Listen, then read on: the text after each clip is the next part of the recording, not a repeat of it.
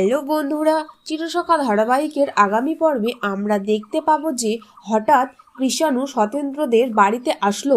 সবাই খুব অবাক হয়ে গেল। সতেন্দ্র বলল, কি ব্যাপার, তুমি হঠাৎ এখানে কেন স্যার? এখানে আমার আসা বারণ? না, সেটা নয়, কিন্তু আসার জন্য কোনো রিজন দরকার হয়। আমি এখানে প্রয়োজনেই এসেছি। কমলিনী বলে, এসেছো যখন বসো এখানে। কি ব্যাপার, বড় নাচ জামাই? কমলিনী বলল, মাসিমা, তুমি কেন কৃষাণুকে এখনো বড় নাচ জামাই বলে ডাকো? বর্ষা এসে বলে, বাবা কি কৃষাণু, তুমি হঠাৎ কেন এখানে? কোন দিক আজকে সূর্য উঠলো? সূর্য যেদিক দিয়ে উঠুক না কেন, আমি এটা মিঠিকে দিতে এসেছি। মিঠি অনেক দিন থেকেই বলছিল সে একটা ল্যাপটপ কিনবে বলে। আমি ভেবেছিলাম ওটা ওকে সারপ্রাইজ দেব। এত দিনে হলো না, তাই আজকে ভাবলাম ওকে দিয়ে আসি। মিঠি বলে, ওটা তুমি ফেরত নিয়ে যাও।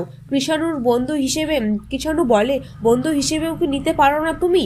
না, ল্যাপটপ দিতে পারি না।